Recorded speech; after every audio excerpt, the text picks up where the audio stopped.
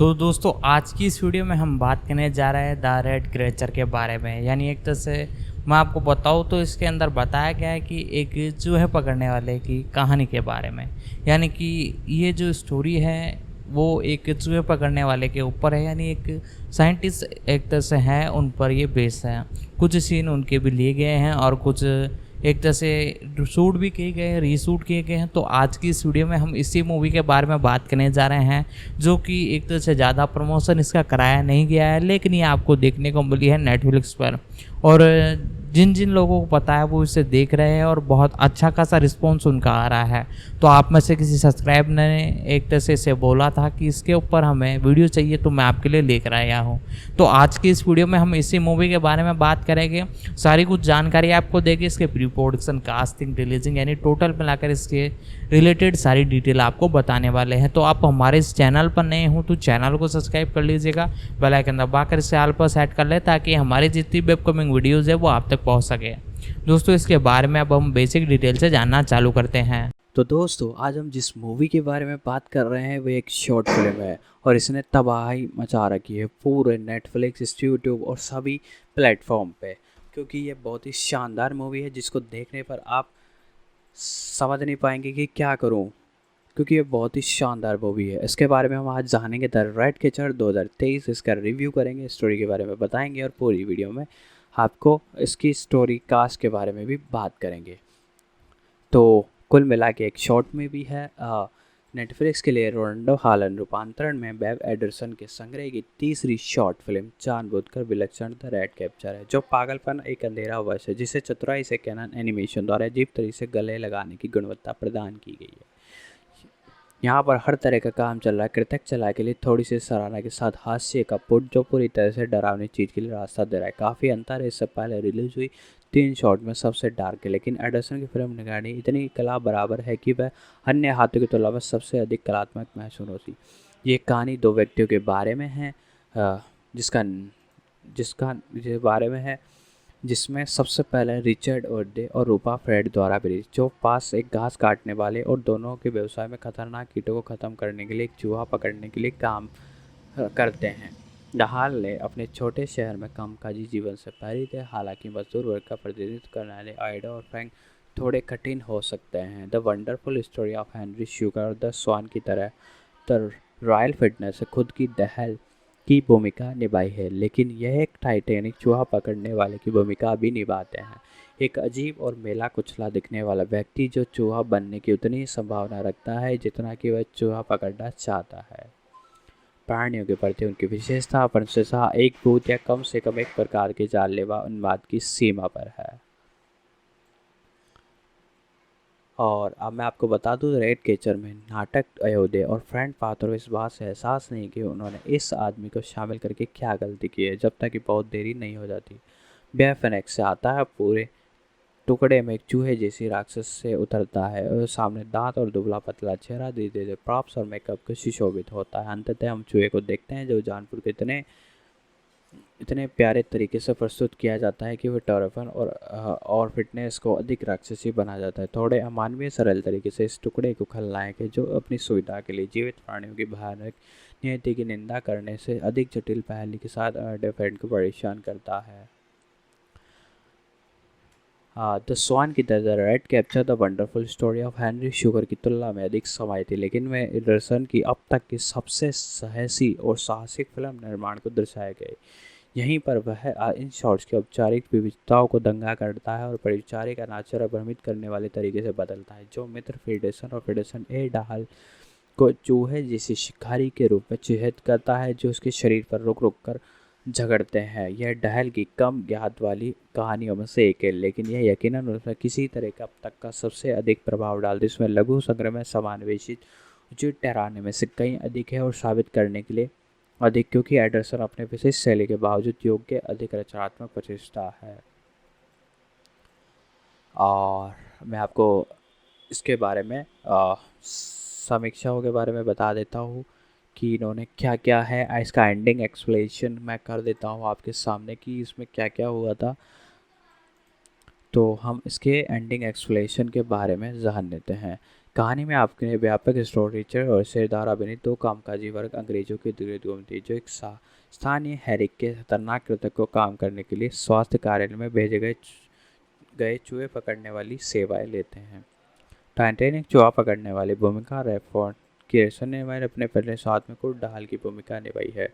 चूहा पकड़ने वाला चूहे को कैसे मारता है। रिचर्ड केचर के पास चूहों से निपटने के लिए कई आजमाए हुए तरीके हैं, लेकिन उनमें से कोई भी फिल्म में काम नहीं करता। हताशा में वह क्लाउड के साथ शर्त लगाकर खुद को साबित करने की कोशिश करता है। वह अपने हाथों या पैरों का उपयोग किए बिना चूहे को मार सकता है।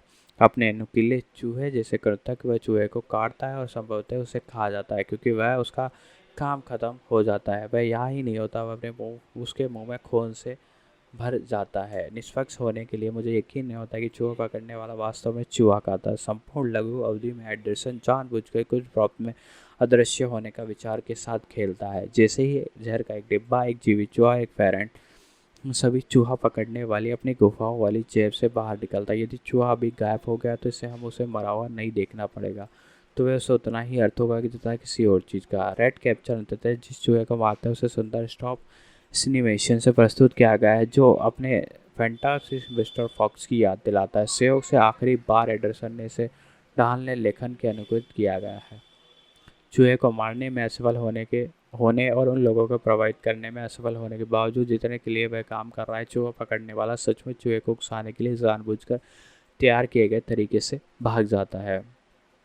पूरे लघु संस्करण में फिन के इसको शारीरिक रूप से अधिक चूहे जैसा दिखाया गया और वह डाल को इसके बारे में वर्णन में कई प्रभाव कहता है। चूहे पकड़ने वाला का ये मानना है कि वह चूहे बनने में जितना करीब आएगा उसे पकड़ने में उतना ही बेहतर होगा। उसके जाने की अजीब सी विडंबना है कि वह उन लोगों से दूर भाग गए जिन्हें उन्हें अनजाने में उनसे भयभीत कर गिर जाता है। इससे अधिक चूहे जैसा कोई व्यवहार नहीं देखा। दोस्तों, इसके आगे की बात करते हैं। अब आपको बताया कि आपको बताया कि जाने की अजीब सी विडंबना है, लोगों को दूर भाग जाए जिनमें अनजाने में उनसे भयभीत कर दिया। इससे अधिक चूहे जैसा कोई व्यवहार नहीं है। रैट कैचर के माध्यम से डाल सामान्य रूप से कृतकों के प्रति अमानवताओं की भावनाओं का प्रतिनिधित्व करता है। घटित कीटों को नष्ट करने जो उन्हें बिल्कुल बहिष्कृत करने की हमारी उत्सुकता। हैरी के बारे में आपको बताते हैं कि हैरिक में क्या है। शॉर्ट में सबसे अच्छा मोड अंत में आता है जो डरता से ज़्यादा दे कि चूहे लाश पर दावत कर रहे हैं जो हैरिक पर गिर गई है। चूहा पकड़ने वाले के तरीकों से चूहे को खाने के लिए जई के ढेर में छोड़कर उन्हें जीता है। जब वे नाश्ते के आदी हो जाते हैं तो जई में जहर मिला देता है ताकि चूहे अनजाने में खुद को मार डालें। हालांकि चूहे जई नहीं खाते हैं। चूहा पकड़ने वाला समझता है कि चूहे ने जई खाने का एकमात्र कारण यही कि यदि उनका पेट कुछ और न खाने से भर गया है। चूहा पकड़ने वाले चले जाने के बाद पात्र जोर जोर से आश्चर्य करते हैं कि चूहे में खाने के लिए कुछ पौष्टिक मिला होगा। वह पृष्ठभूमि खिड़की में से एक लापता व्यक्ति का पोस्टर स्पष्ट रूप से दिखाई देता है। मजेदार तथ्य रोडाल्डो डाल की लघु कहानी रिमेस की पुष्टि करता है और हैरी के अंदर में वास्तव में एक लाश है। तो ये था तो दोस्तों इसकी स्टोरी, और इसके अंत में आपको मैंने बताया इसके बारे में। हम और जानते हैं कि इसमें कौन कौन से कास्ट हैं और कौन कौन से लोग इससे जुड़े हुए हैं। तो रेड एक बहुत ही शानदार मूवी है जिसका सुनकर और समझकर बिल्कुल इतना मज़े आ गए कि आपको क्या बताऊं, और इतना शानदार लग रहा है कि इसके बारे में मूवी देखने के बाद मैं तो यही रिकमेंड करूँगा कि आप इसे एक बार ज़रूर देखिएगा और ज़्यादा से ज़्यादा इसे लोगों तक बताइएगा। और मैं तो यही चाहूँगा इतनी शॉर्ट फिल्म, इतने दिनों बाद एक शॉर्ट फिल्म देखी है जो दिल को बाई है, जो कि शानदार है और बहुत ही शानदार है। दोस्तों, मैं आपसे यही कहना चाहूँगा यदि आपने अब तक हमारा यूट्यूब चैनल सब्सक्राइब नहीं किया, सब्सक्राइब कर दें, बेल आइकन दबा दें और इससे ज़्यादा से ज़्यादा लोगों तक शेयर करें। आपका शेयर करना हमें खुशी देगा और जितना ज़्यादा आप लाइक करेंगे उतना ही ज़्यादा हमें मोटिवेशन मिलेगा। आपके मोटिवेशन से हम इतने अच्छे वीडियो बना पाते हैं ताकि आप खुश रहें। और आपके कोई भी सवाल है जवाब या किसी और वेब सीरीज़ पर या किसी और चीज़ पर आप चाहते हैं, कोई अधिक वीडियो जानना चाहते हैं, तो हमें प्यारा सा एक कमेंट बॉक्स में कमेंट लिख दे प्यारा सा। हम जल्दी से जल्दी उसका रिप्लाई देने की कोशिश करेंगे। अक्सर हमारा रिप्लाई 1 से 2 घंटे बाद ही आ जाता है और उस पर जितनी जल्दी वीडियो बन जाती है। तो द रेड कैप्चर के साथ रोहित डाहल ने संग्रह नेटफ्लिक्स पर आज भी जारी, जो डाहल की चिंताओं कथात्मक आश्चर्य की प्रस्तुति की भावनात्मक अद्भुत की कहानी सरल लेकिन अविश्वसनीय रूप से आकर्षक है। वेब एडिशन शाली वास्तव में इसे चलाक दिखने और अधिक मदद करती है। और इसमें निश्चित रूप से 15 मिनट की छोटी अवधि को अक्सर बनाए रखने में मददगार, क्योंकि कथा रैटमैन नामक एक पेशेवर कृतक हत्यारे की कहानी है जो विजेंद्र गांव में जाता है जो चूहा मारने का इरादा रखता है जो खतरा बनते जा रहे हैं। पहला भाग सामान्य वेब एडिशन चालबाजी पर आधारित जिसमें बहुत सारे सूक्ष्म कैमरा कट और सुंदर टैकिंग शॉट फिल्म दर्शकों की बहुत अच्छी गहराई है। हालांकि ये दूसरा भाग है जो प्रकाश और छाया के एडिशन के रचनात्मक उपयोग के लिए रूप में सामने आता है, जबकि एनिमेशन का रचनात्मक उपयोग इस कहानी को सर्वोत्तम तरीके से जीवित करने में मदद करता है। अनजाने लोगों को द रैट कैचर वास्तव में एक छोटी कहानी से पहले से ढाल 40 के दशक के अंत में विक्टोरिया कॉलेज में रहते हुए लिखा। आप वास्तव में से सबसे अच्छी ट्रेडमार्क शैली देख सकते हैं जो कथा वास्तव में सम्मोहक तरीके से जीवंत हो गया है। स्पष्ट अंत में एक चर्चा का विषय है जो निश्चित रूप से विचार के लिए अवसर छोड़ता है। निश्चित रूप से मोलेटी दोबारा आप नजर देखेंगे। यह फिल्म बहुत ही अच्छी है और शॉट देखने लायक है। मैं इतना ही चाहूँगा दोस्तों कि आप इसे एक बार ज़रूर देखें। दोस्तों कई लोगों ने कमेंट किया था कि इससे भी अच्छा और रिव्यू करें, हमें आपकी वीडियो अच्छी लगती है, तो ये सुनकर बहुत अच्छा लगा। और ये एक शॉर्ट फिल्म थी, इसके डायरेक्टर के नाम है वॉड एडरसन, इसके लेखक हैं रॉडन दही और इसके स्टार हैं रिचर्ड एडवर्सन और रैपिन फिल्मेस और रूपी फेडरसन। इनके बारे में आपको और बता देता हूँ दोस्तों कि ये क्या क्या हैं और क्या क्या नहीं करते हैं। रिचर्ड आयोडे का जन्म 23 मई 1977 को हुआ था। रिचर्ड आयोडे एक अभिनेता और लेखक हैं। फॉर्मिन 2010 में, ड्यूरेबल 2023 और द IT क्राउड 2009 के लिए मशहूर है। Richard Ayoade for land of fox के साथ 8 सितंबर 2002 से विवाहित हैं। तो ये था अपने रिचर्ड आयोडे के बारे में। अब इसके जो नेक्स्ट स्टार हैं रेविन फैमिल्सन, उनके बारे में भी जान लेते हैं। रफेन फिन्स का जन्म 22 दिसंबर 1956 को हुआ था। रसन फिल्म से एक अभिनेता निर्देशक हैं जो द ग्रैंड बुडापेस्ट होटल 2014 और द कॉन्स्टेंट गार्डियन 2005 और द स्नेडर लिस्ट 1990 के शीर्षक के लिए काफ़ी मशहूर है। IMDb पर और संपर्क दोस्तों IMDb पर इसकी रेटिंग मैं आपको बता दूं कि टॉप 50 में है और इसको बहुत अच्छी IMDb की रेटिंग मिली है और ये बहुत ही शानदार मूवी रही है। इसका जो अगले कैरेक्टर हैं उनके बारे में हम जान लेते हैं, जिनका नाम है रूपर्ट फेडरसन। रूपर्ट फ्रेंड का जन्म 1 अक्टूबर 1980 को हुआ था। रूपर्ट फ्रेंड एक अभिनेता और निर्माता भी है जो हिटमैन 47 2015, द डैड स्ट्रेन 2007 और द यूथ विक्टोरियन 2009 के लिए मशहूर है। रूपर्ट फ्रेंड हेमी मोलिसन के साथ 1 मई 2016 से विवाहित हैं। और इसके बारे में हम जान लिया है। अब हम थोड़ा थोड़ा बता रहे हैं क्योंकि एक शॉर्ट फिल्म है। यदि आप इनके बारे में और जानना चाहते हैं तो आप हमें कमेंट बॉक्स में भी लिख सकते हैं, हम इसके बारे में और बता देंगे। और इसके कंपनी के बारे में मैं आपको बता देता हूँ कि क्या है और क्या नहीं है। इससे पहले हम इसके लेखक के बारे में जान लें जिनका नाम रोहेट डेल है। रोहेट डेल का जन्म 13 सितंबर 1916 को हुआ था।